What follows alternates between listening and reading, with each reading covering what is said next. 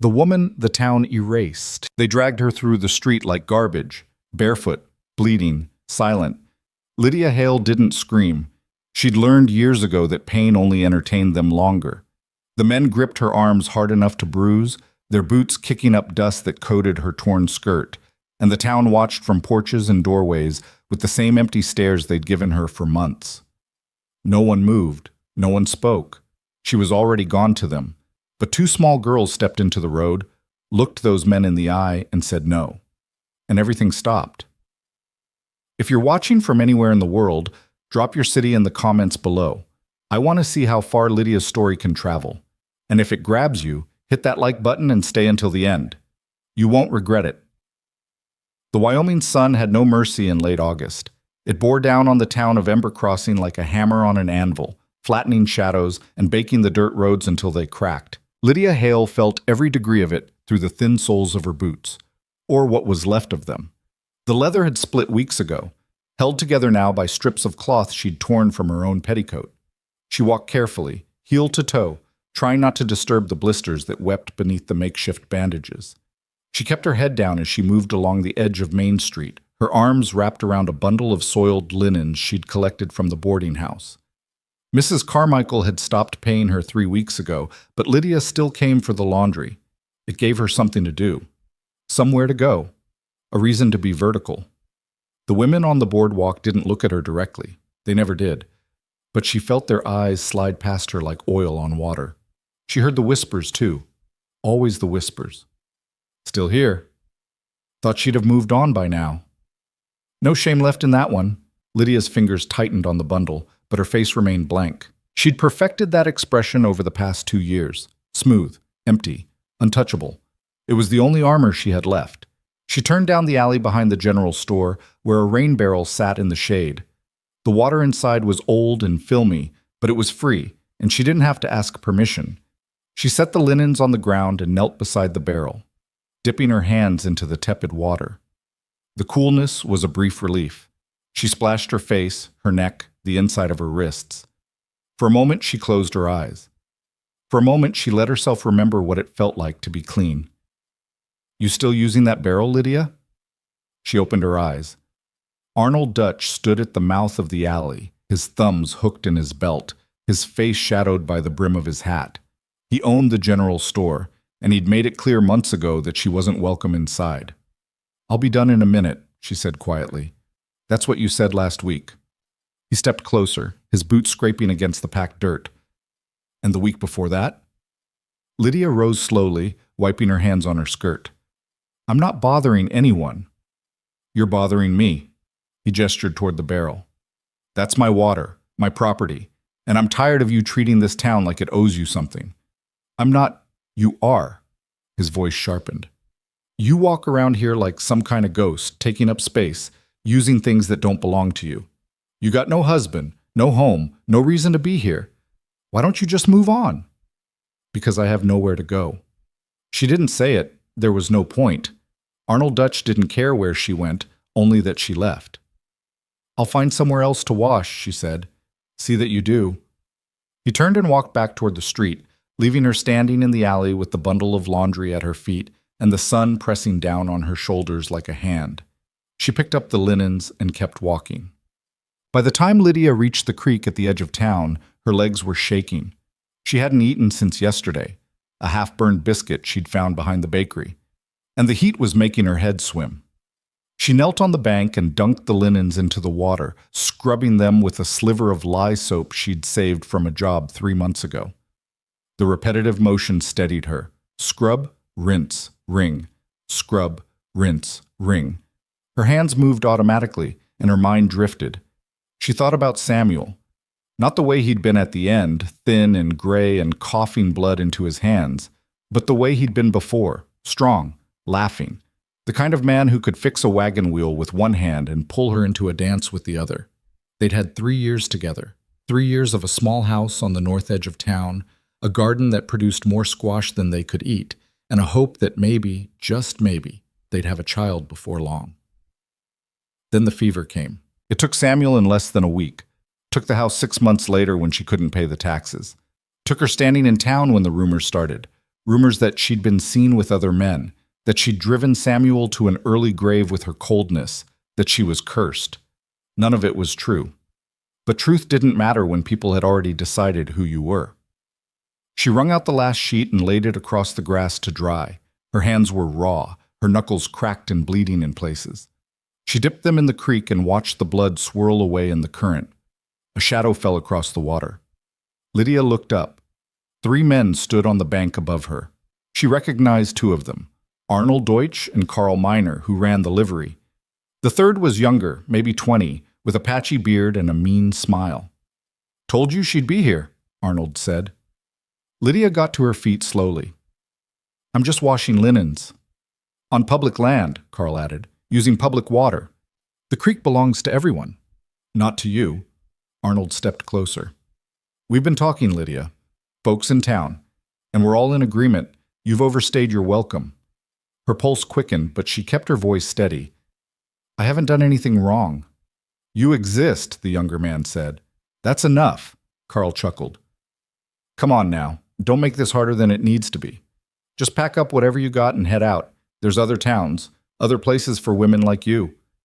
Women like me. Widows with no family, no skills, no prospects."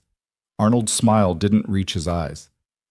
"You're a drain on this town, Lydia, and we're done carrying you." "I'm not asking anyone to carry me." "Then leave." "No." The word came out before she could stop it. Quiet, but firm.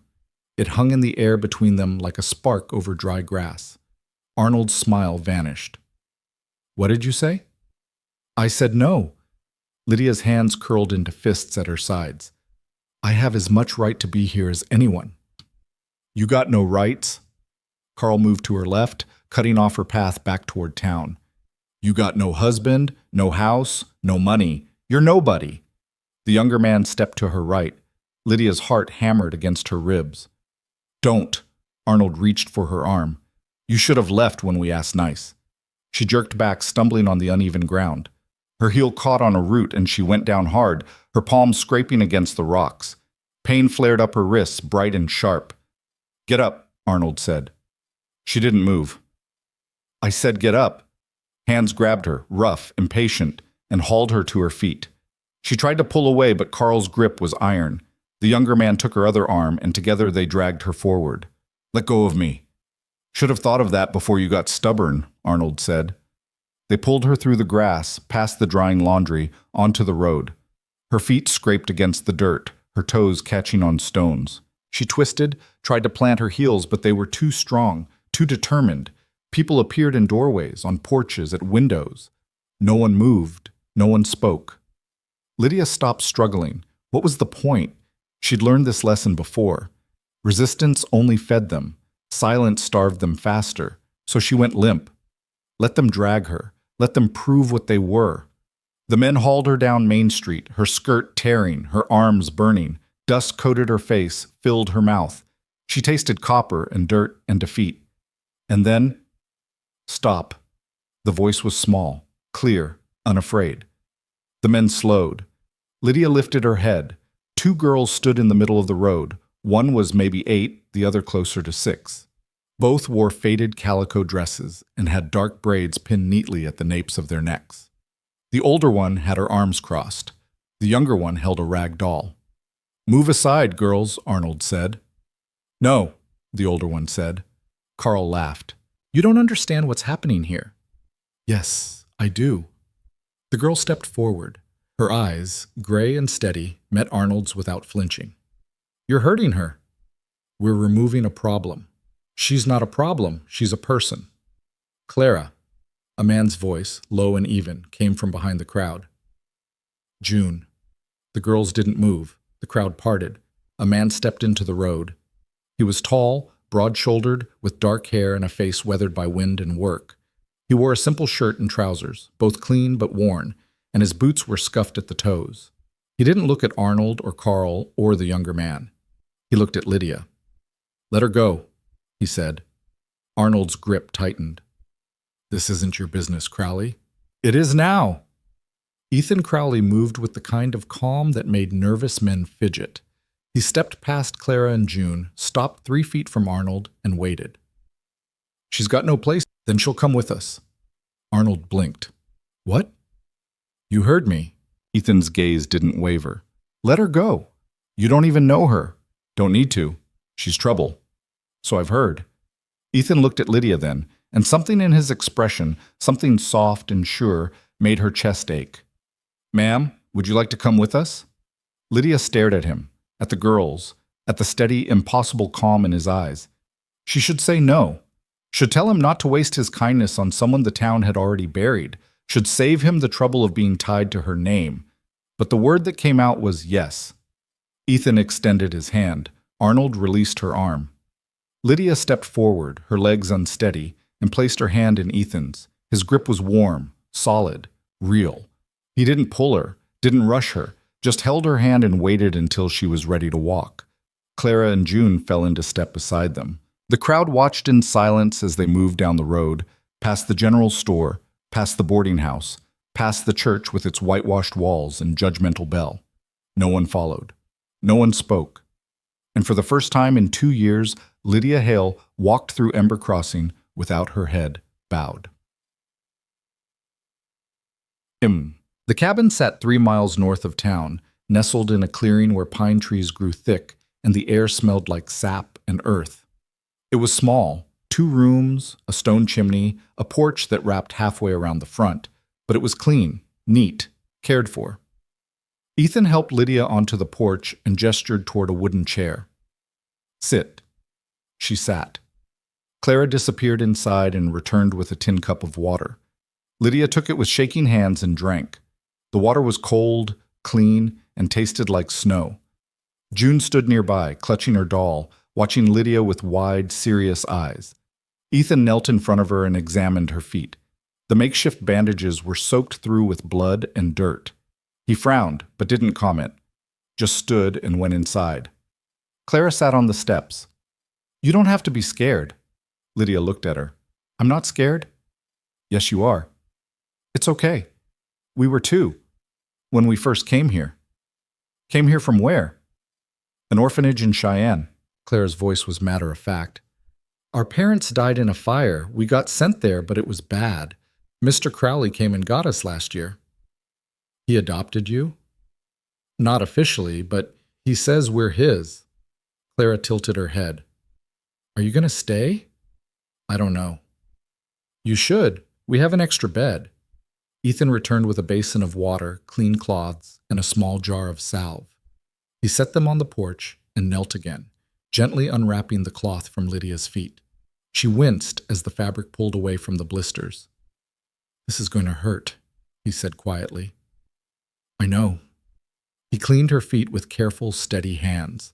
The water stung, but Lydia bit the inside of her cheek and stayed still. When he was done, he dried her feet and applied the salve, thick, cool, smelling faintly of lavender. Thank you, she whispered. Ethan wrapped her feet in clean bandages, then stood. You're welcome. Why did you do that? Back there, I mean. He met her eyes. Because it was wrong. People do wrong things all the time. Doesn't mean I have to stand by and watch. Lydia's throat tightened. She looked away toward the trees where the light was fading and the shadows were growing long. I don't have anything to give you, she said. No money, no skills. I didn't ask for anything. Then what do you want? Ethan was quiet for a moment. Then he said, how about we start with supper? Inside, the cabin was simple but warm. A stone fireplace dominated one wall.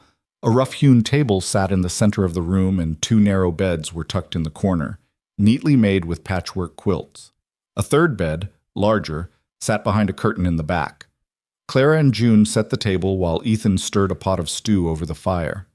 The smell made Lydia's stomach twist with hunger, but she stayed in the chair by the door, unsure if she was allowed to move. Come sit, Ethan said, not looking up. She hesitated, then crossed the room and sat at the table. Clara handed her a wooden bowl and a spoon. June poured water from a pitcher into 4 cups. When the stew was ready, Ethan ladled it into their bowls, thick with venison, potatoes, carrots, and onions. Lydia stared at hers, her vision blurring. It's okay to eat, Clara said gently. Lydia picked up her spoon. The first bite was almost painful. The warmth, the flavor, the fullness of it. Her body didn't know what to do. She ate slowly, carefully, and no one spoke until the bowls were empty. Afterward, Ethan poured coffee, strong and bitter, and they sat in silence as the fire crackled. "You can stay as long as you need," Ethan said finally. Lydia looked at him. "Why?" "Because you need a place, and we have one." "You don't know me." "Don't need to." "What if I'm everything they said I was?" Ethan's gaze was steady. "Then you're still welcome here." Lydia's hands trembled around her cup. She set it down before she dropped it. "I won't be a burden," she said. "Didn't say you would be." "I mean it. I'll work. I'll help. I'll—" "Lydia." His voice was firm but kind. "You don't have to earn this." She stared at him, uncomprehending. "You don't have to earn being treated like a human being," he said. "You just are one. That's enough." Something inside her cracked. Not broke. Cracked. Like ice in spring. She nodded because she didn't trust her voice, and Ethan let the silence settle. That night, Lydia lay in the narrow bed across from Clara and June, staring at the ceiling beams. The quilt smelled like cedar and wood smoke. The pillow was soft. The silence was unbroken except for the occasional pop of embers in the fireplace. She hadn't slept in a bed in 6 months. She closed her eyes, and for the first time in longer than she could remember, she felt safe. Morning came slowly to the cabin, filtered through pine branches and carried on air that smelled of dew and distant smoke. Lydia woke to the sound of water being poured, the soft clink of metal on metal, and Clara's voice humming something low and tuneless. For a moment she didn't remember where she was. Then the weight of the quilt registered, the softness of the pillow, and the fact that her feet didn't hurt quite as badly as they had the night before. She opened her eyes. Clara stood at the wash basin near the window, braiding her hair with quick, practiced movements. June sat at the table, feeding bits of bread to her doll and whispering to it in a language only the two of them understood. The fire had been rebuilt, and a pot of something, oats maybe, bubbled gently over the coals. Ethan was nowhere to be seen. Lydia pushed herself upright, wincing as her feet touched the floor. The bandages were still clean, still tight. She tested her weight carefully, then stood. Clara glanced over. "Mr. Crowley said to let you sleep." "Where is he?" "Chopping wood. He does that every morning." Clara finished her braid and tied it off with a strip of ribbon. "There's water in the basin if you want to wash, and June set out a dress for you." Lydia looked at the foot of the bed. A simple cotton dress lay folded there, faded blue, patched at the elbows, but clean. Beside it, a pair of thick wool socks. "That's yours," Lydia said. "It doesn't fit me anymore." Clara shrugged. "June's too small for it, and you need it more than the rag pile does." Lydia picked up the dress, her fingers tracing the careful stitches in the patches. Someone had taken time with this. Someone had cared. "Thank you," she said quietly. Clara smiled. "You're welcome." Lydia washed quickly, the cold water shocking her skin into alertness, then changed into the dress. It hung loose on her frame. She'd lost weight over the past months, more than she'd realized, but it was whole. It was clean. It was hers, even if only for now. When she emerged from behind the curtain, June looked up from her doll and nodded approvingly. "You look pretty." Lydia's throat tightened. "Thank you, June." The door opened and Ethan stepped inside, his arms full of split logs. He carried them to the woodpile beside the fireplace, stacked them neatly, then brushed the bark from his sleeves. His eyes flicked to Lydia, took in the dress, and he nodded once before turning to the pot over the fire. "Oats are ready," he said. "Help yourselves." They ate at the table, the same quiet rhythm as the night before. Ethan didn't ask questions, didn't press, just ate his portion and drank his coffee and let the silence be what it was. When the bowls were empty, Clara and June cleared the table without being asked. Lydia stood, uncertain, until Ethan gestured toward the door. "Want to walk?" She hesitated. "Where?" "Just around. You've been cooped up. Thought you might like some air." Lydia glanced at her feet. The bandages were holding, and the salve had worked overnight. The pain was duller now, manageable. They stepped outside into the cool morning. The sun was still low, casting long shadows across the clearing. Birds called from the trees, and somewhere in the distance a creek burbled over stones. Ethan walked slowly, his hands in his pockets, his gaze on the horizon. Lydia matched his pace, her arms wrapped around herself despite the warmth beginning to creep into the day. "How long have you been out here?" she asked. 4 years, built the cabin myself. He nodded toward the tree line. "There's a spring about a quarter mile that way, good water, and the hunting's decent if you know where to look." "It's quiet." "That's why I picked it." They walked in silence for a while, following a faint trail that led toward the creek. The ground was uneven, dotted with roots and stones, but Lydia found her footing. The movement felt good, purposeful. "Clara said you got them from an orphanage," she said. Ethan nodded. "Cheyenne. I was passing through, stopped to water my horse, saw them sitting on the steps, and—" He paused, his jaw tightening. "They looked like they'd been forgotten. So you took them. Asked if they wanted to come with me. They said yes." He glanced at her. "Sometimes that's all it takes." Lydia thought about the men dragging her through the street, the crowd watching, the silence. "Not everyone says yes," she said quietly. "No," Ethan agreed, "but the ones who do deserve a chance." They reached the creek, and Ethan crouched beside it, dipping his hand in the water. Lydia stood a few feet back, watching the current twist around rocks and fallen branches. "Why did you help me?" she asked. "You didn't know me, didn't owe me anything." Ethan straightened, wiping his hand on his trousers. "You needed help. A lot of people need help. Then a lot of people should be getting it." His voice was firm, but not harsh. "Just because most folks turn their backs doesn't mean it's the right thing to do." Lydia looked at him, really looked. His face was lined, his hands calloused, his shoulders broad from years of hard work, but his eyes were clear, honest. And when he looked at her, he didn't see a problem to be solved or a burden to be managed. He saw a person. "I don't know how to repay you," she said. "Don't want repayment. Everyone wants something." Ethan met her gaze. "Not from you." The words settled between them, simple and unshakable. Lydia wanted to argue, to insist that she couldn't just take without giving, but the look in his eyes stopped her. He meant it. "Come on," he said, turning back toward the cabin. "Clara's probably got June convinced they need to reorganize the pantry again." Lydia followed, and for the first time in longer than she could remember, she felt the faintest flicker of something she didn't dare name yet. Hope. Back at the cabin, Clara and June had indeed emptied half the pantry onto the table and were sorting jars by size. Ethan shook his head, smiling faintly, and left them to it. Lydia stood in the doorway, unsure where to fit into the easy rhythm they'd established. "Can I help?" she asked. Clara looked up, surprised. "You don't have to." "I know, but I'd like to." June handed her a jar of preserves. "These go on the top shelf. We keep the heavy ones lower so they don't fall." Lydia took the jar and placed it carefully where June indicated.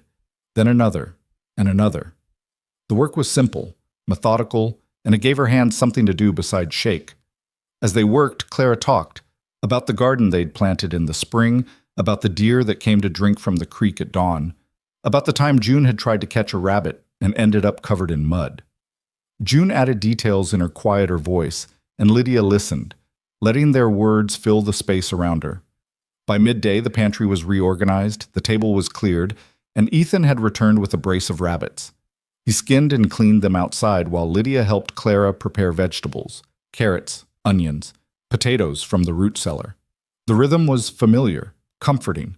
Her hands remembered how to peel, how to chop, how to make something useful from raw ingredients.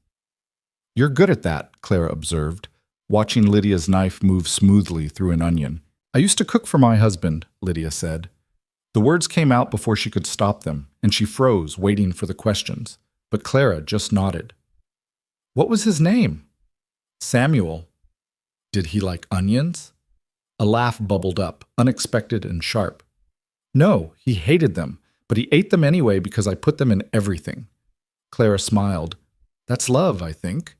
Eating things you hate because someone you care about made them." Lydia's chest tightened. Yeah, I think it is. They worked in silence after that, but it wasn't heavy. It was the kind of silence that held space for grief without demanding explanations. When the stew was simmering and the bread was rising, Ethan came inside and washed his hands in the basin. Smells good. Clara did most of it, Lydia said. Lydia did the onions, Clara countered. Ethan glanced between them, something warm flickering in his expression. Well, good work, both of you. That night, after supper, Ethan pulled out a worn deck of cards and taught June a game that involved matching numbers and stealing piles. Clara rolled her eyes but joined in, and soon the cabin was filled with laughter, June's high and bright, Clara's lower and knowing, Ethan's rare but genuine. Lydia sat in the chair by the fire, watching. She didn't know the rules of the game, didn't try to learn. She just let the sound of their voices wash over her, let the warmth of the fire seep into her bones. This was what a home felt like. She'd almost forgotten. The days began to blur together in a way that felt less like erasure and more like rhythm. Lydia woke each morning to the sound of Ethan chopping wood, helped Clara and June with small tasks, mending, cooking, tidying, and spent the evening sitting by the fire while the girls played or read from the single battered book they owned. Her feet healed, the blisters scabbed over, then faded. The bandages came off, and she walked without limping.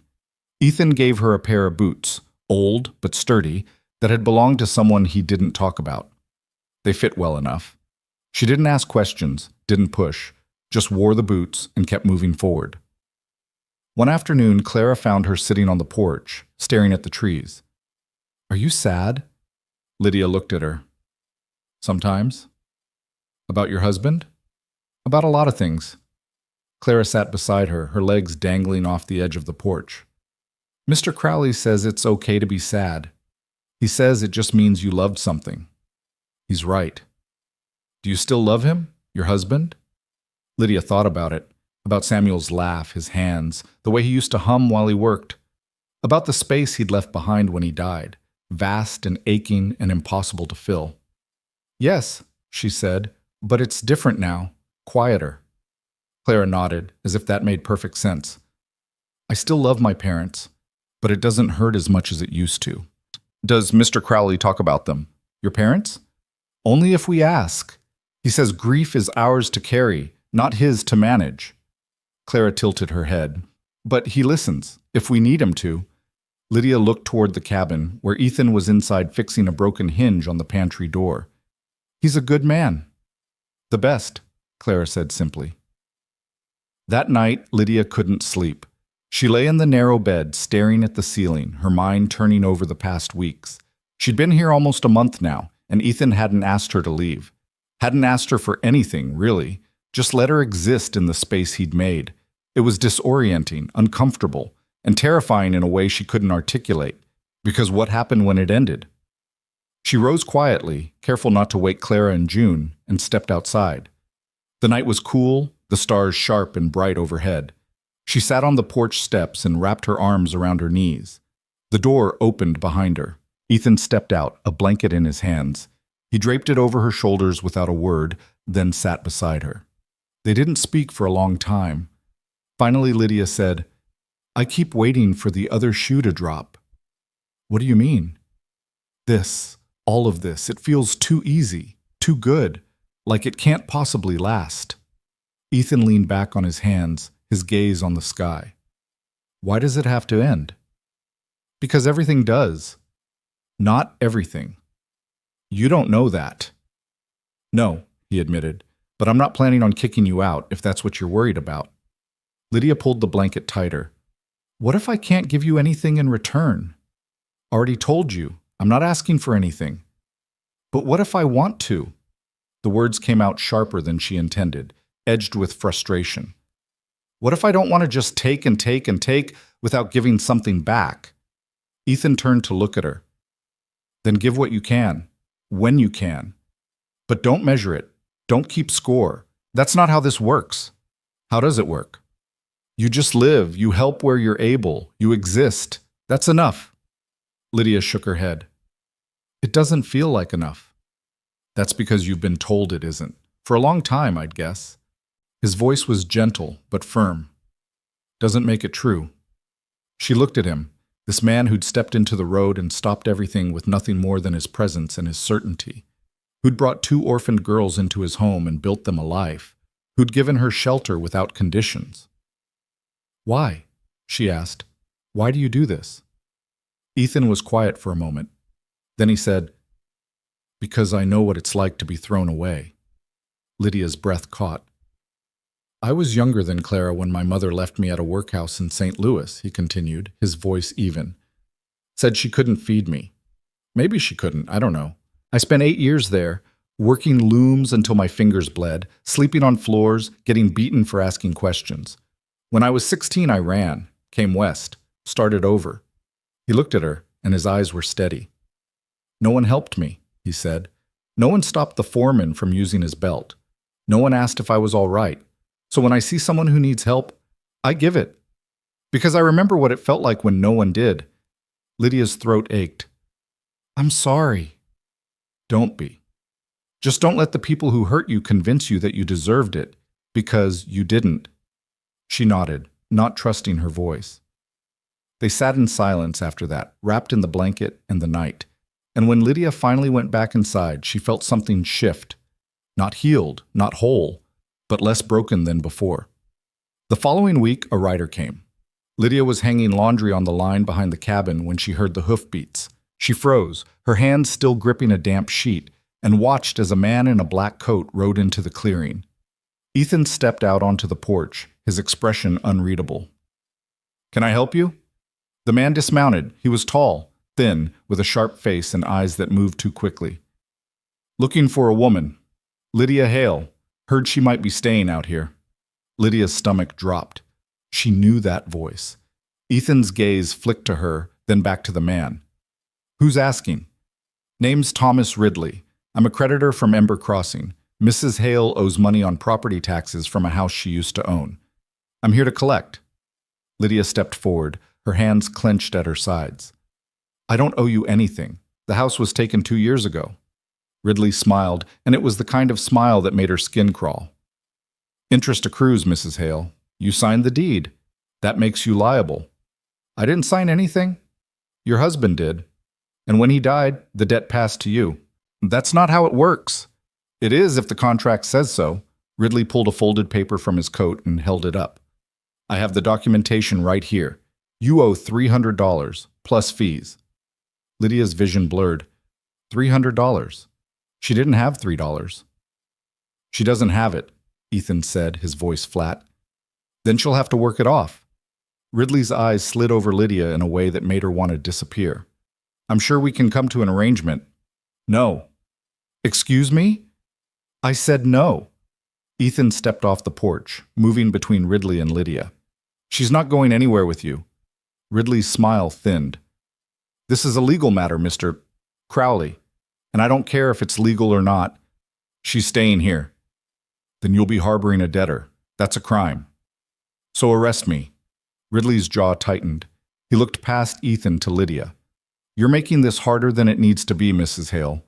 Come with me now, and we'll settle this quietly. Stay here, and I'll be back with the sheriff. Lydia's heart hammered. She opened her mouth to respond, but Ethan spoke first. Let him come. Ridley stared at him. You're serious? As stone. For a long moment, Ridley didn't move. Then he folded the paper, tucked it back into his coat, and mounted his horse. You'll regret this, he said. Doubt it. Ridley turned his horse and rode out of the clearing, his coat flaring behind him like a crow's wing. Lydia stood frozen, her breath coming in short, shallow gasps. Ethan turned to her, his expression calm but his eyes hard. He won't stop, she said. He'll bring the sheriff. They'll take me back. They won't. You don't know that. I know you're not going back. Ethan's voice was firm, final. Not unless you want to. Lydia shook her head, her hands trembling. I can't ask you to fight my battles. You're not asking. I'm choosing. Why? Because it's right. She stared at him.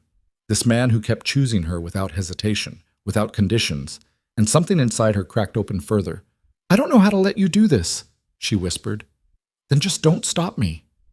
Ethan Clara appeared in the doorway, June behind her. Is he gone? He's gone, Ethan said, but he'll be back. What do we do? Clara asked. Ethan looked at Lydia. We get ready. Ethan didn't waste time. Within an hour of Ridley's departure, he'd saddled his horse and ridden into town, leaving Lydia with Clara and June and instructions to bolt the door if anyone came.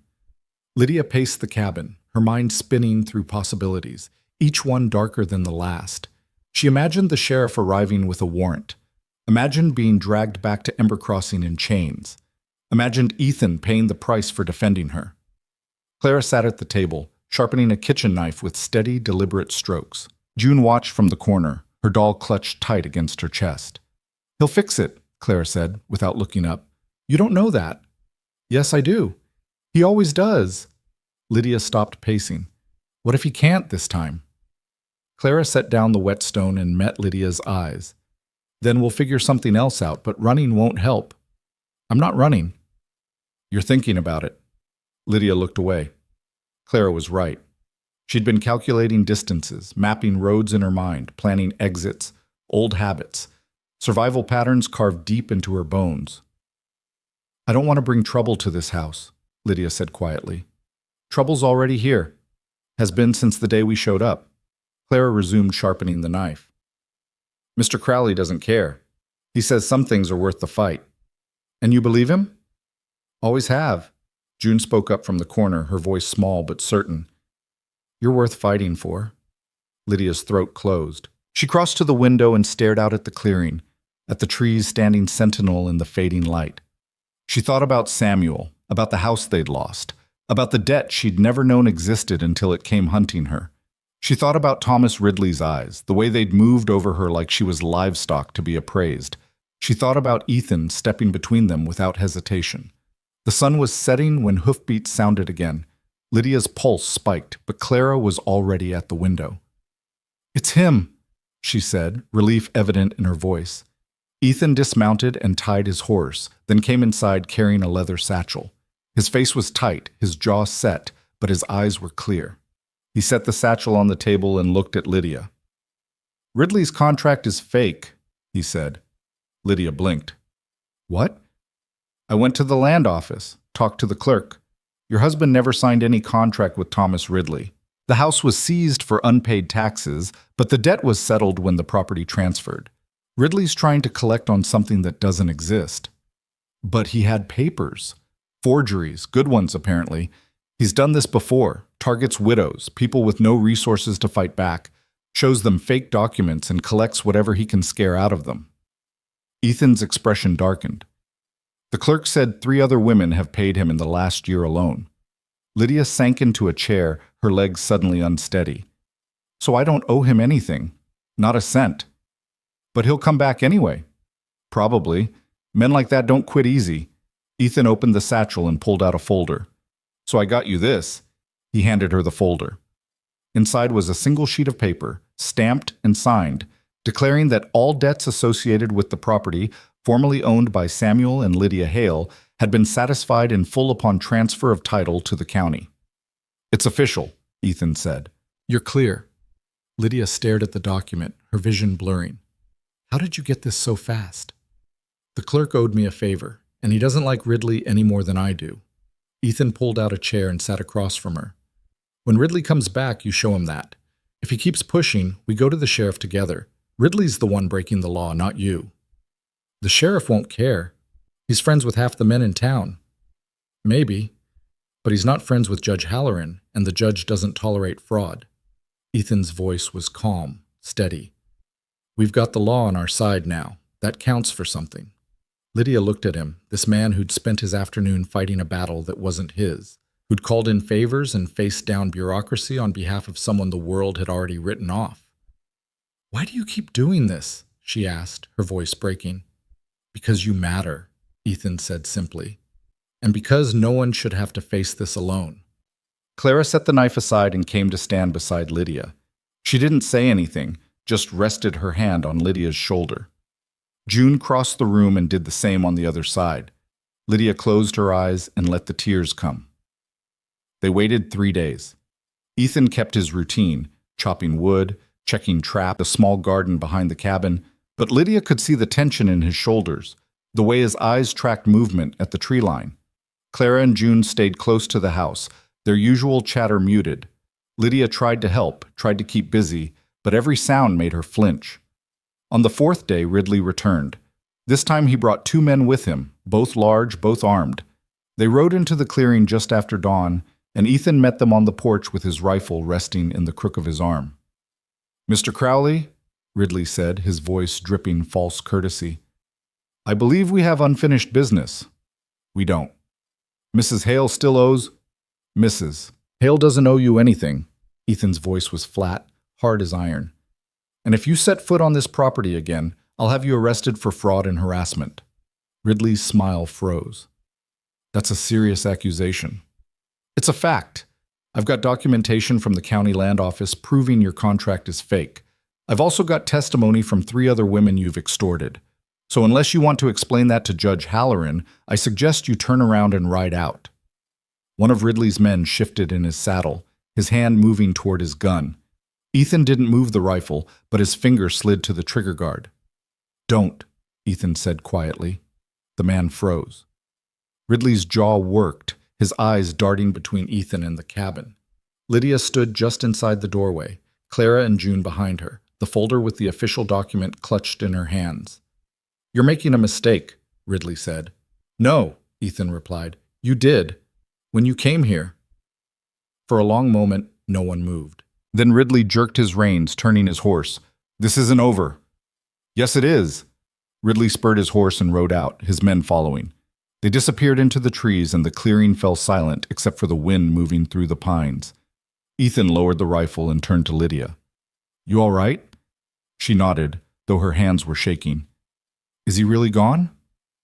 "For now, maybe for good, if he's smart." Ethan leaned the rifle against the porch rail. "But if he comes back, we'll handle it." Clara stepped forward, her face pale but determined. "What if he brings more men?" "Then we get the sheriff involved, or the judge." Ethan looked at Lydia. "But my guess is he won't. Men like Ridley work in shadows. They don't hold up well in daylight." Lydia wanted to believe him, wanted to trust that this was truly over, but years of watching hope curdle into disappointment had taught her to be cautious. "What if you're wrong?" she asked. Ethan met her eyes. "Then we'll deal with it. Together." That word again, together. As if it were the simplest thing in the world. As if she weren't still waiting for the moment when his patience ran out and he realized she was more trouble than she was worth.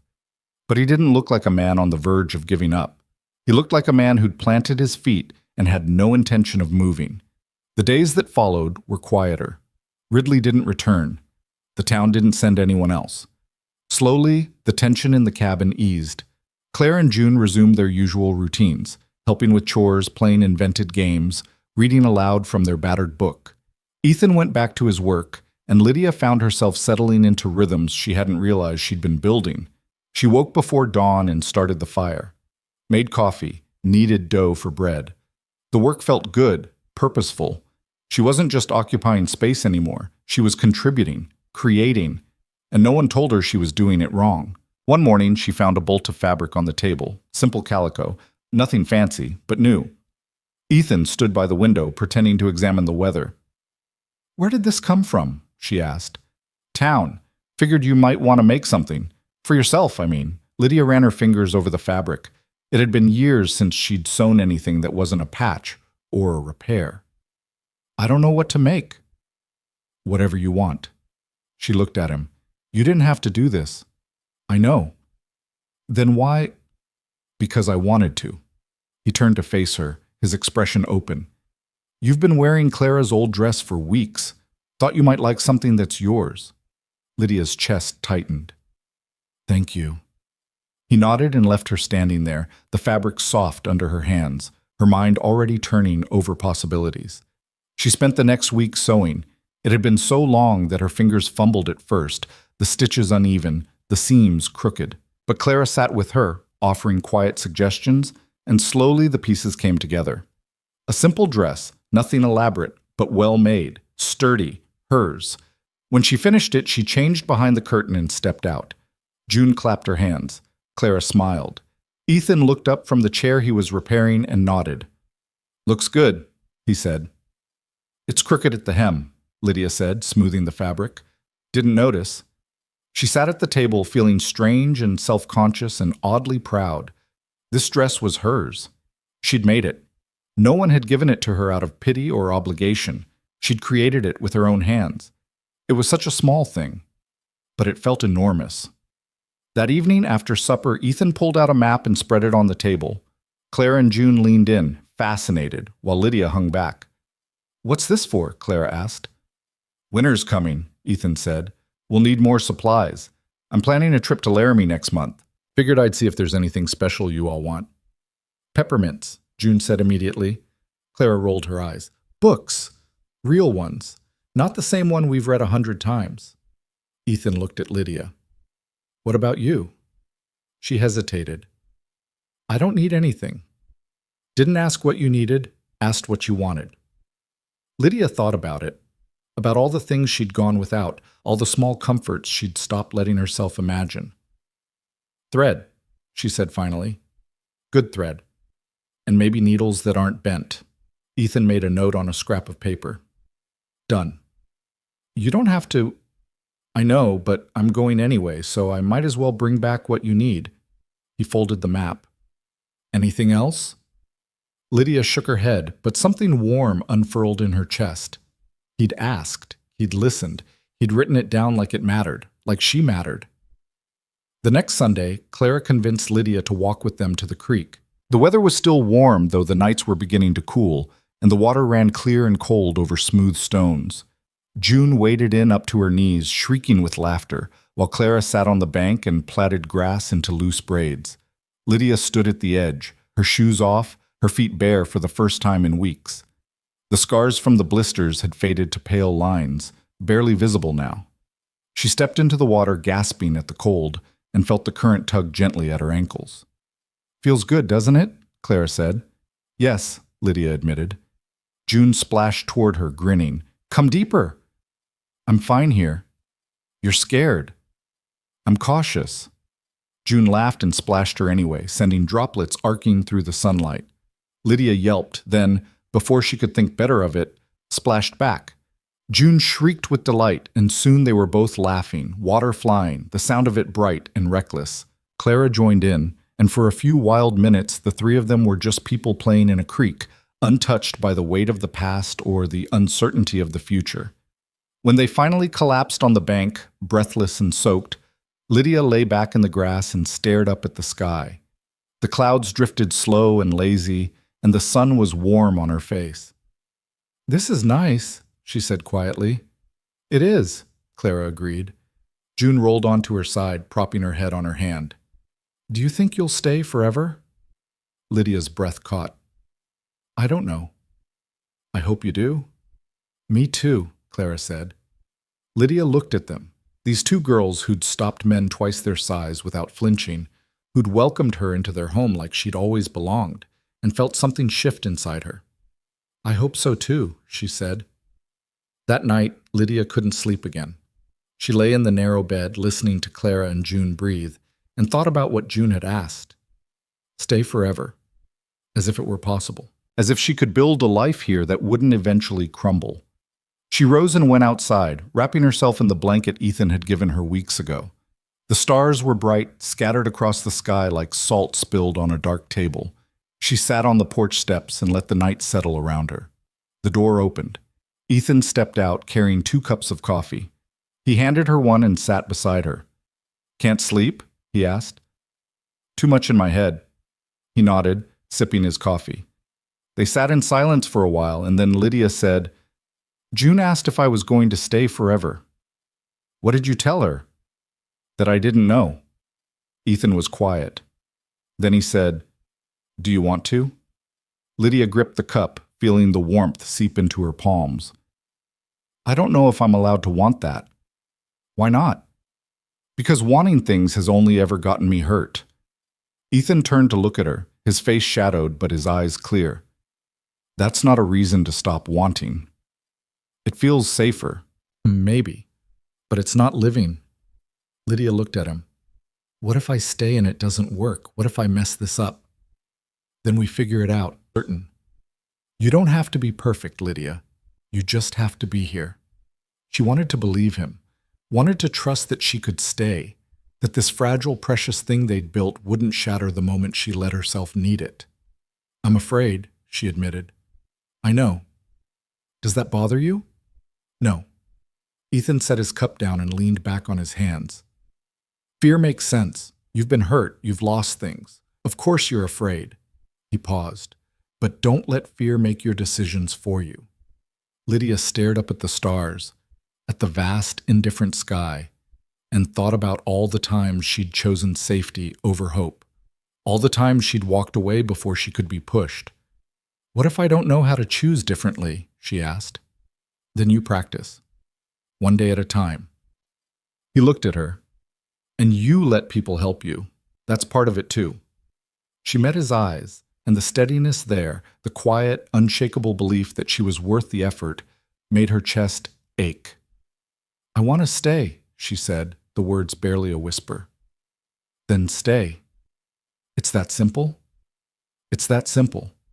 Lydia nodded, and something inside her unclenched. Not completely, not yet, but enough that she could breathe a little easier.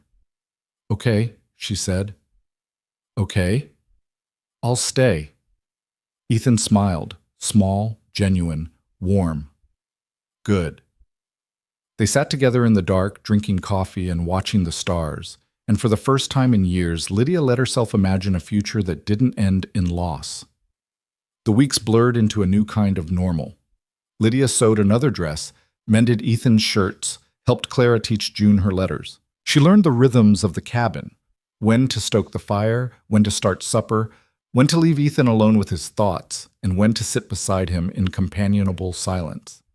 She learned that Clara had nightmares sometimes, that June was afraid of thunderstorms, that Ethan's silence wasn't coldness, but simply the way he processed the world. And they learned her. Learned that she hated loud voices, that she needed time alone in the mornings, that she could cook almost anything but couldn't bake to save her life. It wasn't perfect.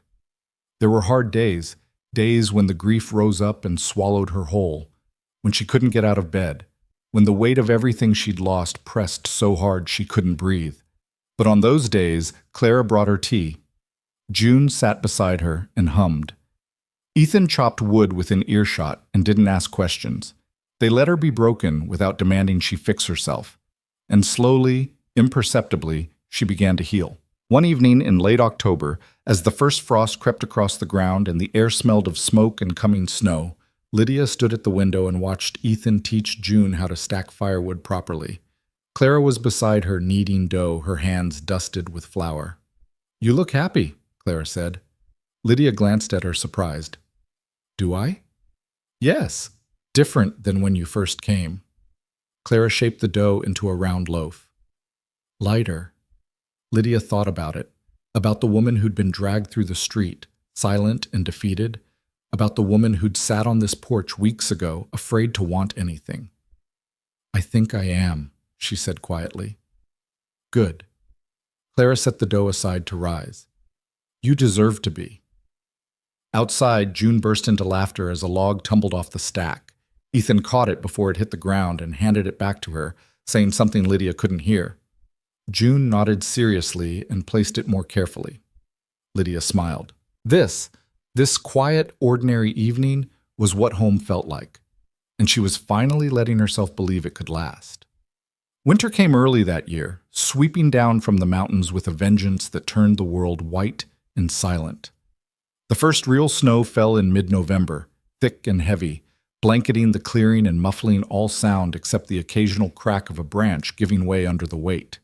Lydia woke to find frost etched across the inside of the windows in delicate patterns, and when she stepped outside to fetch water, the cold bit through her shawl and stole her breath. Ethan had prepared well. The woodpile stood taller than Lydia, neatly stacked and covered with canvas. The root cellar was packed with potatoes, carrots, turnips, and jars of preserves Clara and June had helped put up in the fall. Smoked venison hung from the rafters, and sacks of flour and cornmeal lined the back wall. They had enough to last until spring, maybe longer if they were careful. The cabin felt smaller with all of them inside more often, but it wasn't oppressive. They developed rhythms. Ethan spent mornings checking the traps he'd set in the woods, returning with rabbits or the occasional fox. Lydia cooked, mended, and worked on a quilt she'd started from scraps of fabric, a project that kept her hands busy during the long afternoons. Clara taught June arithmetic using dried beans as counters, and in the evenings they all gathered by the fire while Ethan read aloud from a book of frontier tales he'd bought on his trip to Laramie. Lydia had been skeptical about the trip, about him leaving for 3 days, about being alone with the girls, about trusting that he'd come back. But he had, arriving just before sunset on the third day with supplies, peppermints for June, 2 new books for Clara, and a small wooden box for Lydia containing thread in 6 different colors, a packet of good needles, and a thimble made of actual silver. She'd stared at the thimble, turning it over in her hands, and when she looked up, Ethan was watching her with an expression she couldn't quite read. "It's too much," she'd said. "It's a thimble. It's silver. So use it." He'd turned away to unpack the rest of the supplies, effectively ending the conversation, but Lydia had seen the faint smile at the corner of his mouth. She used the thimble every day after that, and every time she did, she thought about the fact that someone had cared enough to buy her something beautiful. One morning in early December, Lydia woke to find Clara standing at the window, her breath fogging the glass, her expression troubled. "What's wrong?" Lydia asked, pushing herself up. "Look." Lydia crossed to the window. Fresh snow had fallen overnight, and in the pristine white surface of the clearing, a line of tracks led from the tree line to the cabin and back again. Boot prints. Human. Too large to be a woman's, too deliberate to be accidental. Ethan was already awake, crouched by the fireplace, feeding logs into the coals. He glanced up when Lydia approached. "Someone was here last night," she said quietly, keeping her voice low so June wouldn't wake. "I know. Saw them from the window around midnight." Lydia's stomach clenched. "Did you see who it was?" "Too dark, but they didn't try the door, didn't approach the cabin, just walked the perimeter and left." "That's not comforting." "No," Ethan agreed. He stood, brushing ash from his hands. "But it's not necessarily a threat either. Could have been a trapper, someone lost, maybe even a drifter looking for shelter who thought better of it. Or it could have been Ridley." Ethan's jaw tightened. "Could have been." Clara moved away from the window, her arms wrapped around herself. "What do we do?" "Same as always," Ethan said. "Stay alert. Keep the doors locked at night. I'll set some bells on the trail. If anyone comes close, we'll hear them." Lydia wanted to argue, to insist they do more. But what more was there? They were 3 miles from town, surrounded by wilderness, with winter closing in. Running wasn't an option. Hiding wasn't either.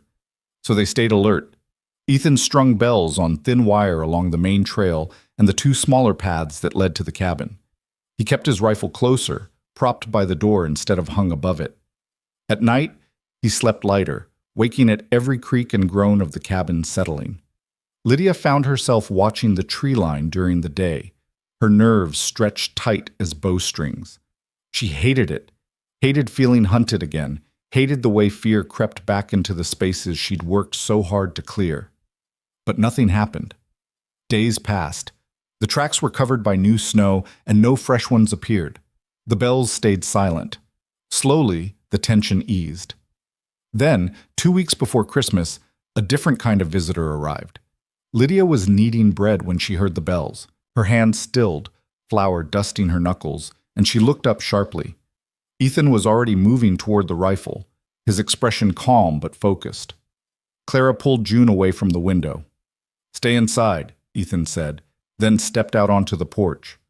Lydia moved to the window, her heart pounding. A figure emerged from the trees, small, bundled in layers, moving slowly through the snow. Not a man. A woman. And she was alone. Ethan lowered the rifle slightly, but didn't set it down. "Can I help you?" The woman stopped at the edge of the clearing. She was older, maybe 60, with gray hair visible beneath a wool scarf and a face lined by weather and worry. She raised one hand in a gesture of peace. "I'm looking for Lydia Hale," she called, her voice thin but steady. Lydia's breath caught. She opened the door and stepped out beside Ethan, ignoring his sharp look.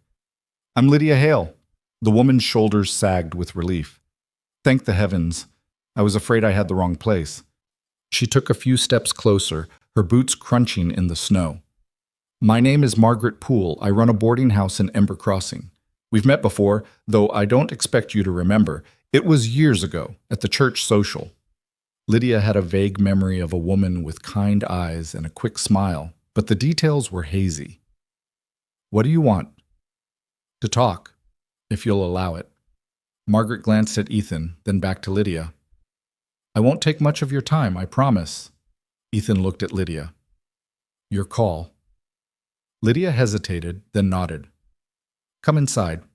It's too cold to stand out here. Margaret followed them into the cabin, stamping snow from her boots at the threshold. Clara offered her a chair by the fire, and June brought her a cup of water. The woman accepted both with quiet thanks, her hands trembling slightly as she warmed them over the flames. I'll be direct, Margaret said after a moment. I came to apologize. Lydia blinked. For what? For not helping you when you needed it, for watching them drag you through the street and doing nothing. Margaret's voice cracked. I've carried that shame for months, Mrs. Hale. I should have stepped in, should have said something, and I didn't. Lydia didn't know what to say. She'd spent so long believing the entire town had abandoned her that the idea of someone carrying guilt over it felt surreal. Why now? She asked. Because I can't live with it anymore. Margaret set the cup down, her hands folding tightly in her lap. And because I wanted you to know that not everyone in Ember Crossing thinks you deserved what happened. Some of us were just too cowardly to stand up when it mattered. That doesn't change anything. No, it doesn't. Margaret met her eyes. But I wanted you to know anyway. And I wanted to tell you that Thomas Ridley left town 3 weeks ago. The judge heard about his schemes and issued a warrant. He's gone, Mrs. Hale. He can't hurt you anymore. The words hit Lydia like a physical blow. Ridley was gone. The threat that had haunted her, that had made her flinch at every shadow, was gone. Are you sure? Ethan asked. Positive. Judge Halloran made an example of him, fined him everything he had and told him if he ever set foot in the county again, he'd be arrested on sight. Margaret's expression softened. You're safe, at least from him. Lydia sank into a chair, her legs suddenly weak. Safe. The word felt foreign, impossible. Why did you come all this way to tell me that? She asked. Because I thought you deserved to hear it from someone who cared. Margaret stood, pulling her scarf tighter. And because I wanted to invite you to Christmas dinner at my boarding house, you and your family. She gestured to Ethan and the girls, and Lydia realized with a start that Margaret assumed they were hers, her family. The thought sent a strange warmth through her chest. I don't think that's a good idea, Lydia said quietly. Why not? Because the people in that town made it very clear I wasn't welcome. Some of them did, not all. Margaret's voice was firm. And those of us who stayed silent need to see you living well, need to see that you survived in spite of us. It's the least we owe you. Lydia looked at Ethan. He met her gaze, his expression unreadable, and said nothing. The choice was hers. I'll think about it, Lydia said finally. Margaret nodded. That's all I ask. She moved toward the door, then paused. You look well, Mrs. Hale. Happier than I've ever seen you. I'm glad. She left before Lydia could respond, her figure disappearing into the trees. Lydia stood at the window long after Margaret was gone, her mind churning. Ethan came to stand beside her, his presence solid and quiet. What are you thinking? He asked. That I don't know if I can go back there. You don't have to. But maybe I should. She turned to look at him. Maybe she's right. Maybe they need to see that they didn't break me. Is that why you'd go? To prove something to them? Lydia thought about it. No, I think I'd go to prove something to myself. Ethan nodded slowly. Then we'll go. You don't have to. I know, but you're not walking into that town alone. Clara stepped forward, her chin set in that stubborn way Lydia had come to recognize. We're all going. June nodded, clutching her doll. We're family. Lydia's throat tightened. Family. They kept saying it like it was fact, like it was already decided, and every time they did, the word felt a little less impossible. All right, she said, we'll go. The days leading up to Christmas were a flurry of preparation. Clara and June insisted on making gifts for Margaret and anyone else who might be at the dinner. They spent hours crafting small ornaments from pine cones and ribbon, their faces serious with concentration. Lydia baked bread and a dried apple cake, packing them carefully in a basket. Ethan said nothing about gifts, but Lydia caught him carving something small by the fire one evening, his knife moving with careful precision. On Christmas Eve, Lydia stood in front of the small mirror Ethan had hung by the wash basin and studied her reflection. She wore the dress she'd sewn, her hair pinned neatly, her face still too thin but no longer hollow. She looked like a woman who'd survived something. She looked like someone who was still standing. "You ready?" Ethan asked from the doorway. "No, but I'm going anyway." He smiled faintly. "That's the spirit." They set out mid-morning, the wagon loaded with gifts and food, the girls bundled in quilts in the back. The snow had stopped, and the sky was a pale, brittle blue. The town appeared on the horizon like a cluster of dark shapes against the white, and Lydia's pulse quickened. She hadn't been back since the day they dragged her out. Ethan must have sensed her tension because he reached over and took her hand. His grip was warm, steady, and she held on tighter than she meant to. "You don't have to prove anything," he said quietly. "I know, but I want to do this." "Then I'm right here." They arrived at Margaret's boarding house just after noon. The building was modest but well kept, with smoke curling from the chimney and wreaths hung on the windows. Margaret met them at the door, her face lighting up when she saw them. "You came," she said, her voice thick with emotion. "I wasn't sure you would." "Neither was I," Lydia admitted. Inside, the boarding house was warm and smelled of roasted meat and baking bread. A long table had been set in the dining room, and several people were already seated, faces Lydia recognized but didn't know well. They looked up when she entered, and the room went quiet. Lydia lifted her chin and met their stares. Margaret cleared her throat. "Everyone, this is Lydia Hale and her family. They'll be joining us for dinner."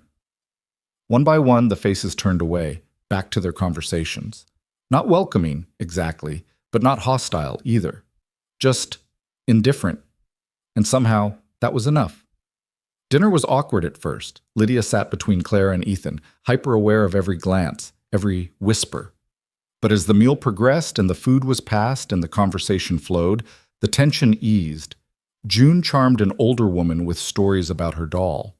Clara discussed books with a young man who worked at the general store. Ethan spoke little, but his presence beside Lydia was a constant grounding weight. And Lydia ate. She listened. She even laughed once when Margaret told a story about a goat that had escaped and terrorized the town for 3 days. It wasn't forgiveness. It wasn't reconciliation. But it was a step. A small, fragile step toward something that looked almost like peace. After dinner, Margaret pulled Lydia aside. "Thank you for coming. Thank you for inviting me. I meant what I said before. You deserve better than what this town gave you." Margaret's eyes were bright with unshed tears. "I hope you found it." Lydia glanced across the room to where Ethan stood talking quietly with Clara and June, his hand resting lightly on June's shoulder. "I think I have," she said softly. They left as the sun was setting, the sky streaked with orange and pink. The girls fell asleep in the back of the wagon, and Lydia sat beside Ethan, her head resting against his shoulder. He didn't say anything, just kept the horses steady on the road home. When they reached the cabin, Ethan carried June inside while Clara stumbled sleepily after him. Lydia stood in the clearing for a moment, looking up at the stars beginning to appear in the darkening sky. She thought about the woman she'd been 6 months ago, broken, silent, dragged through the street like refuse. She thought about the woman she was now, still scarred, still healing, but no longer convinced she was worthless.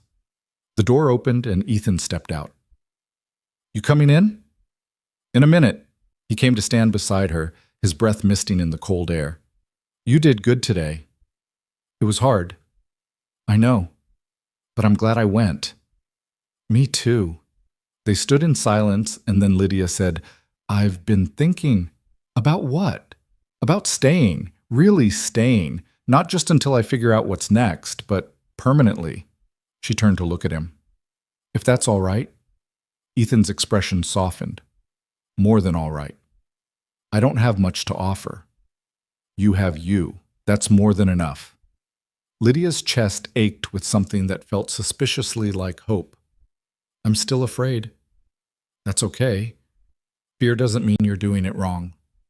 What if I mess this up? Then we'll fix it, together. He reached out and took her hand, his thumb brushing over her knuckles.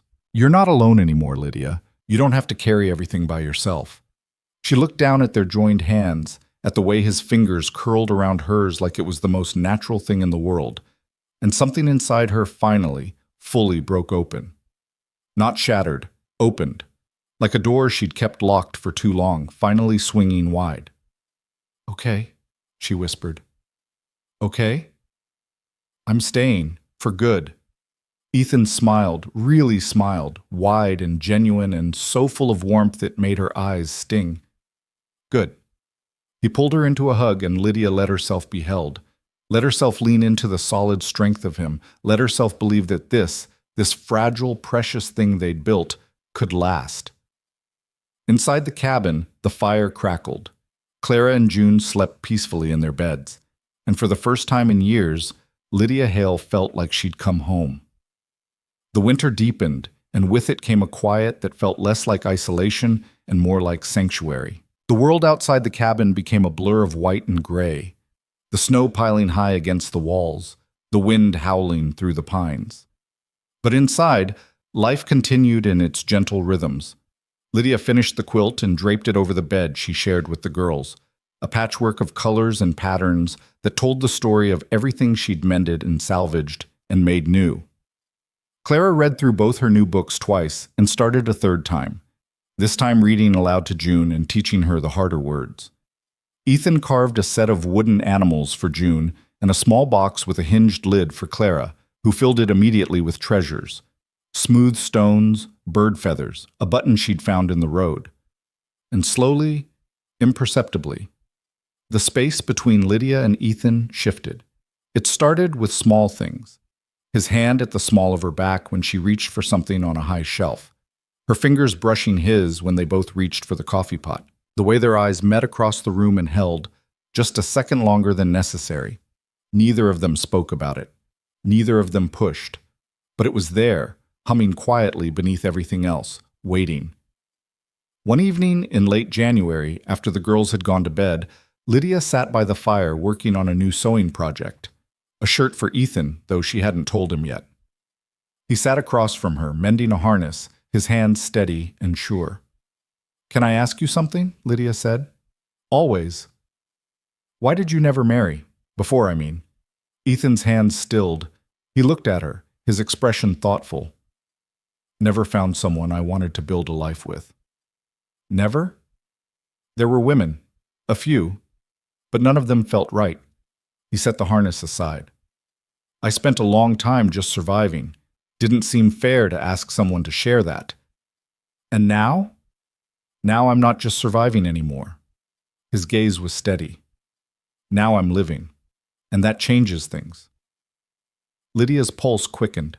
Changes them how? Ethan stood and crossed to her, crouching so they were eye level. I think you know how. She did. She'd known for weeks, maybe longer, but hearing him say it, seeing it in his eyes, made it real. I'm still broken, she said quietly. So am I. I don't know if I can be what you need. You already are. Ethan, Lydia. He took her hand, his thumb tracing circles on her palm. I'm not asking you to be anything other than what you are. I'm just asking if you'd let me stand beside you, for as long as you'll have me. Her eyes burned. What if I let you down? You won't. But even if you did, I'd still be here.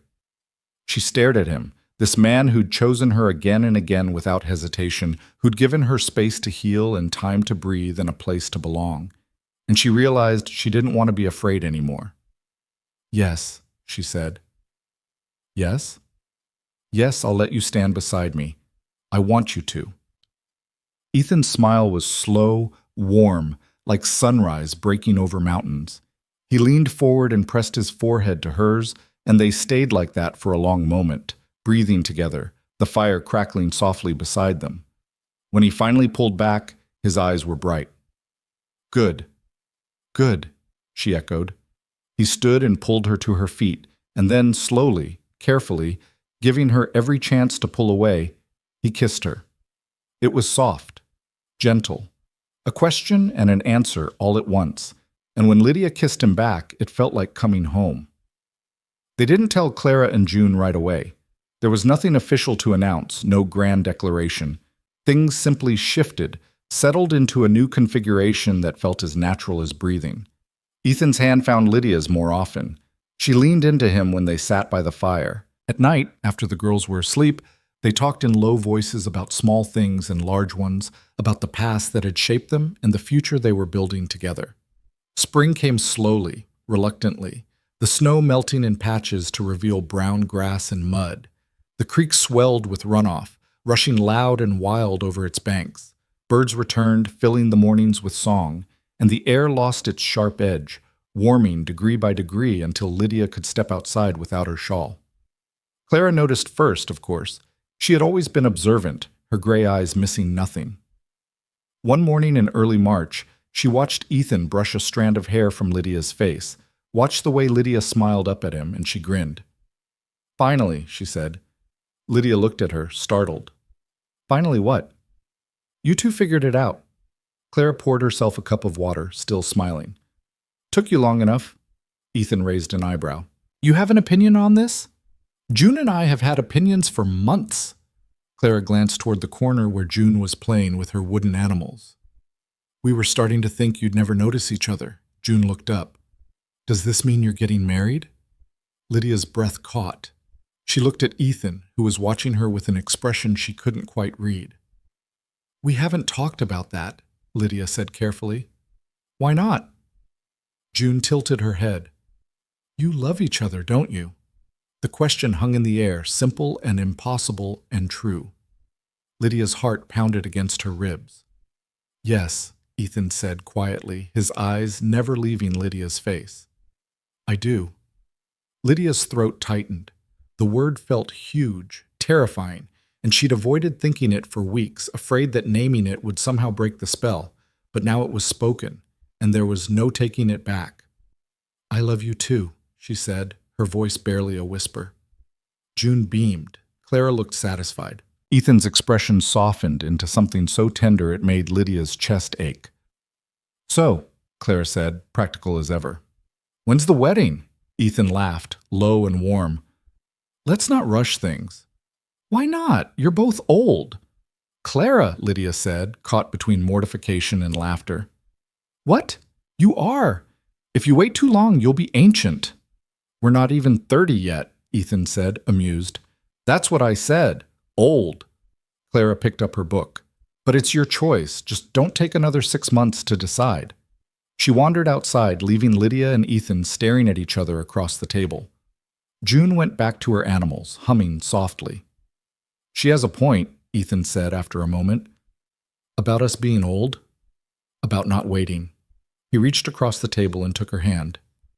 "I know it's fast. I know we've only been, whatever this is, for a couple months. But I also know I want to spend the rest of my life with you.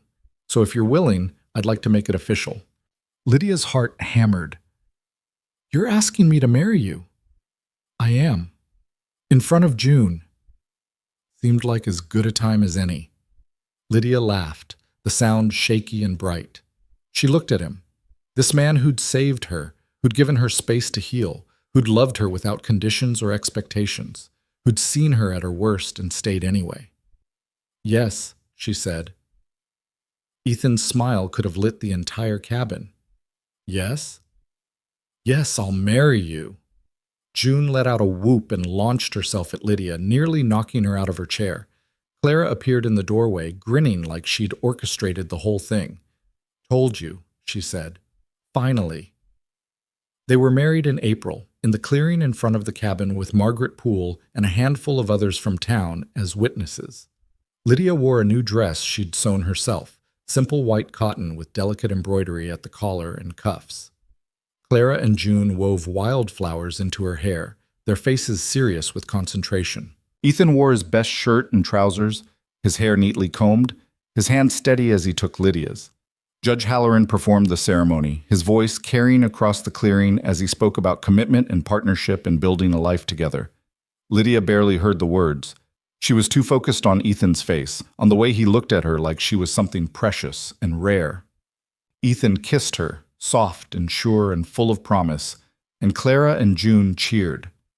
Margaret dabbed at her eyes with a handkerchief. The small gathering applauded. And Lydia Hale became Lydia Crowley. The name felt strange at first, unfamiliar on her tongue.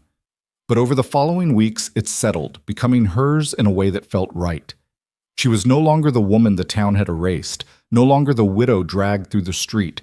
She was Lydia Crowley, wife to Ethan, mother in all but name to Clara and June. She was home.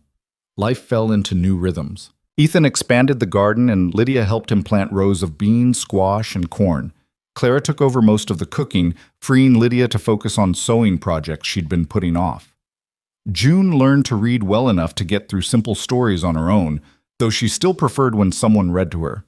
The cabin felt full in the best way, full of laughter and conversation and the comfortable silences that came with knowing someone deeply. Ethan and Lydia shared the larger bed now, and at night they talked until sleep claimed them, their voices low and intimate. "I never thought I'd have this," Lydia admitted one night, her head resting on Ethan's chest.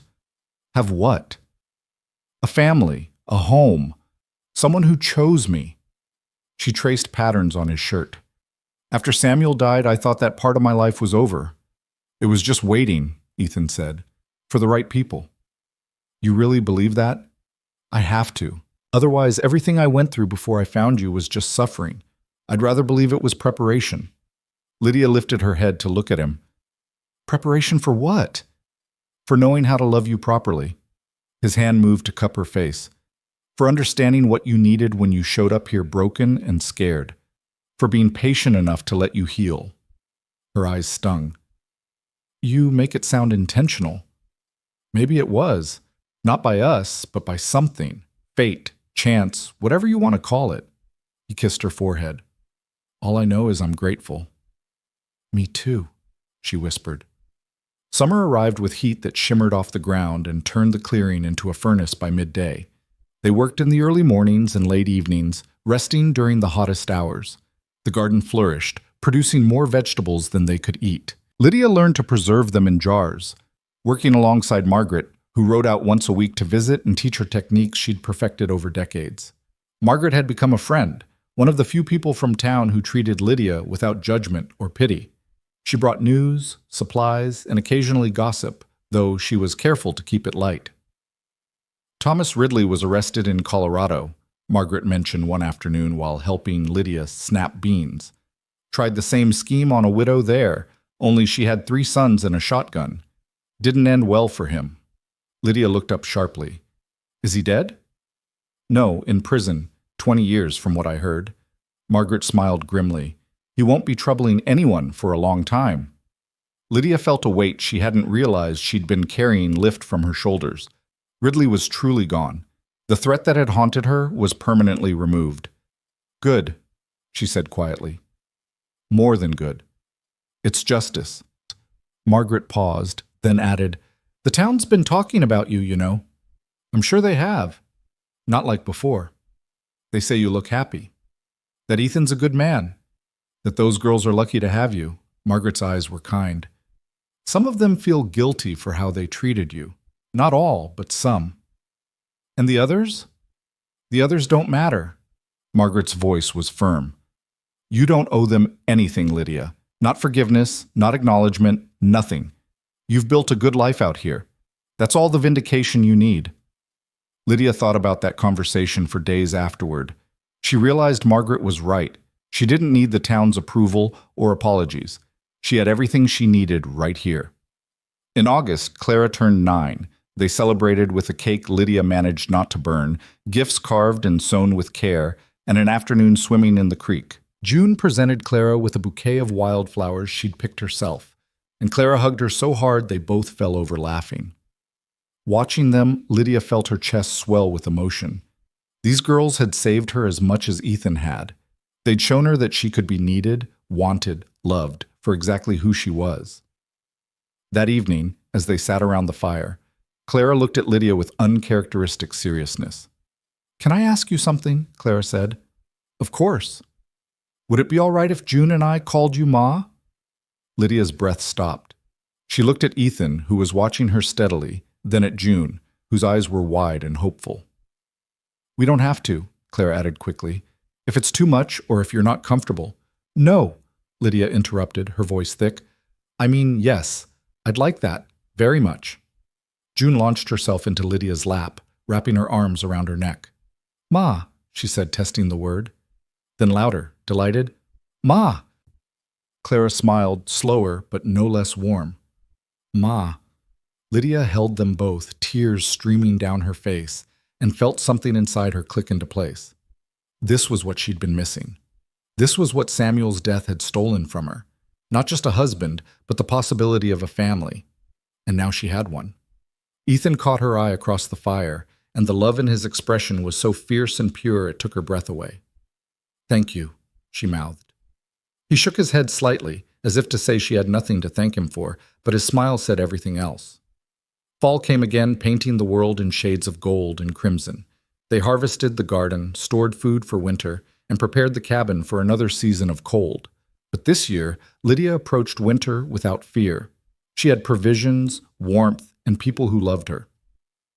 One October afternoon, Lydia was hanging laundry when she saw riders approaching. Her stomach clenched instinctively, old fears rising, but then she recognized the lead horse. Margaret, accompanied by Judge Halloran and another man Lydia didn't know. Ethan came out of the barn, his expression cautious. "Judge." "Margaret, what brings you out here?" "Official business, I'm afraid," the judge said, dismounting. He was an older man with white hair and sharp eyes, known for his fairness and his intolerance of nonsense. "But good business, I think." The stranger dismounted as well. He was younger, maybe 40, with kind eyes and a nervous energy. "Mrs. Crowley? My name is David Hale. I believe I'm your late husband's cousin." Lydia stared at him. Samuel had mentioned cousins out east, but she'd never met them. "I don't understand." "May we sit?" the judge asked. "This will take some explaining." They gathered around the table inside, and the judge laid out several papers. "Mr. Hale here has been searching for you for nearly a year. He only recently learned of your whereabouts." David leaned forward, his expression earnest. "When Samuel died, none of us knew. We were estranged from that side of the family, and by the time news reached us, you'd already lost the house. I'm so sorry for what you went through." "Why are you here now?" Lydia asked, her voice carefully neutral. "Because Samuel's father, my uncle, passed away last winter. He left an estate, and Samuel was named as a beneficiary. Since Samuel is gone, his share passes to you." Lydia's mind reeled. How much? $15,000. The number was incomprehensible. Lydia looked at Ethan, who looked equally stunned. "That can't be right," she said. "It is." David pushed the papers toward her. "It's all documented. The judge has verified everything. The money is yours, Mrs. Crowley. You can do whatever you want with it." Lydia's hands shook as she picked up the papers. $15,000. More money than she could have earned in a lifetime.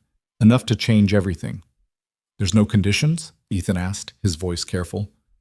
"None," the judge confirmed. "It's hers free and clear." David stood. "I know this is a lot to take in. I'll leave you to process it, but I wanted to deliver the news personally and apologize for not finding you sooner." He extended his hand to Lydia. "Samuel spoke of you in his letters. He loved you very much." Lydia shook his hand, tears welling. "Thank you." After they left, Lydia sat at the table staring at the papers while Ethan made coffee. Clara and June had been outside during the visit, and their voices drifted through the window as they played. "What are you thinking?" Ethan asked, setting a cup in front of her. "That this doesn't feel real." "It's real. $15,000, Ethan. We could buy land, build a bigger house, send the girls to a real school." Her mind raced with possibilities. "We could do anything." "We could," he agreed. "What do you want to do?" Lydia looked around the cabin, small, worn, but filled with love and life.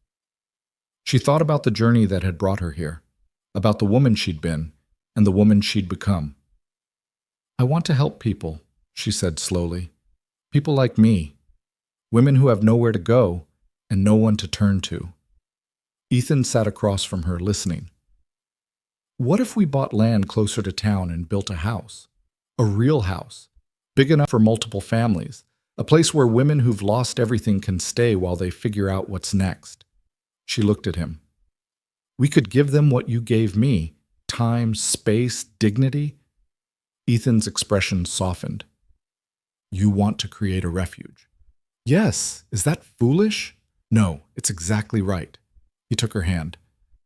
But it'll be hard work, and people will judge you for it. Let them. I'm done caring what people think. Lydia's voice was firm. I have the resources now to make a difference. I want to use them. Then we will. They spent the next months planning. Ethan and Lydia rode into town and purchased 10 acres on the northern edge of Ember Crossing, close enough for access but far enough for privacy. They hired builders and designed a house with separate living spaces, a communal kitchen, and a large garden. Margaret became their partner in the project, helping spread word and identify women who needed help. The first resident arrived in December, a young widow named Sarah with a baby and nothing else. She stayed through winter, helping with cooking and childcare, and by spring had saved enough money from sewing work to rent a small room in town. More women came. Some stayed weeks, others months. Each had her own story of loss and survival, and each left stronger than she'd arrived. Lydia and Ethan ran the refuge with quiet efficiency, providing shelter and support without judgment or conditions. Clara and June thrived, surrounded by other children and women who treated them like family.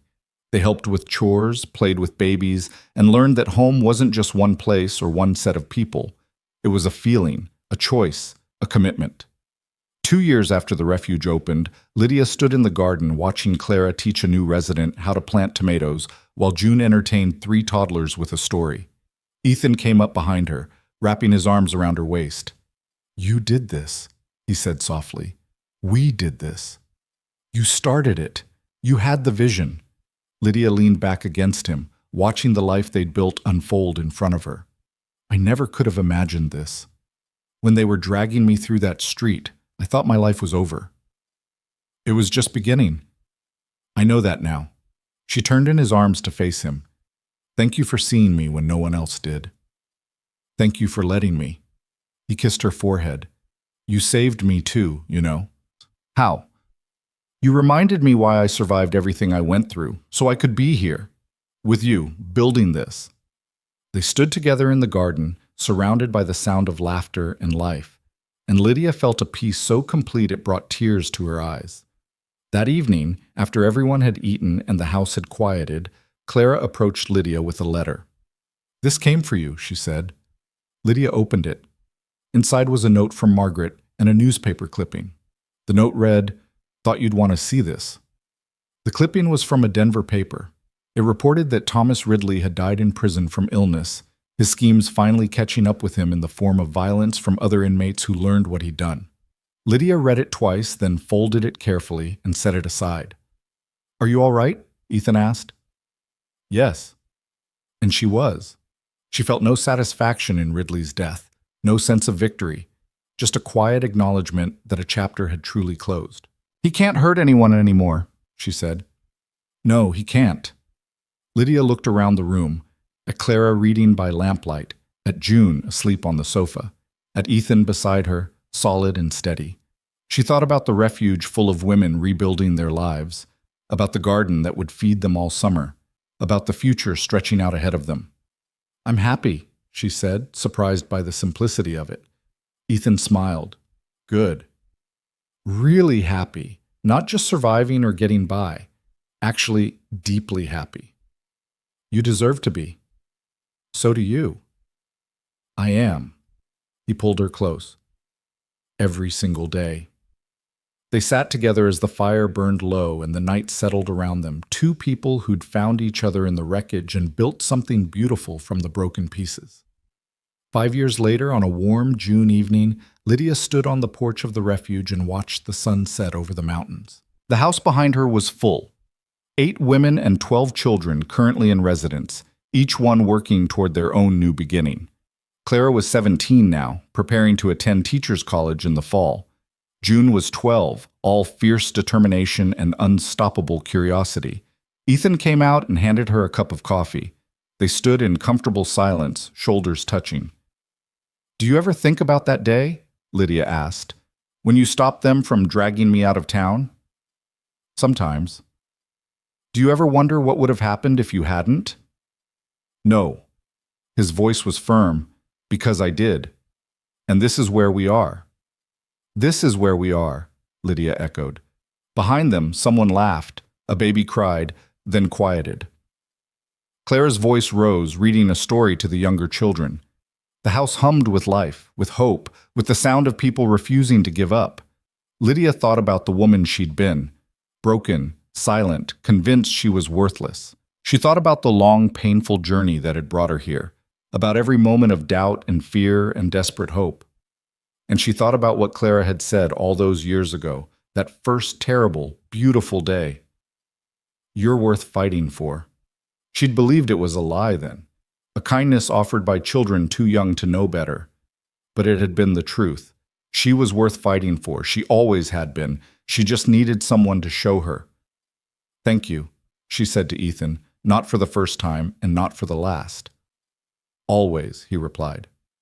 And as the stars emerged one by one overhead and the night folded gently around them, Lydia Crowley, once Lydia Hale, once the woman the town erased, stood on her porch in the home she'd built and finally completely understood what it meant to belong. She was no longer the woman dragged through the street. She was the woman who'd risen from that dust, who'd claimed her worth, who'd built a refuge for others who needed to do the same. She was chosen. She was anchored. She was home. And that at long last was enough.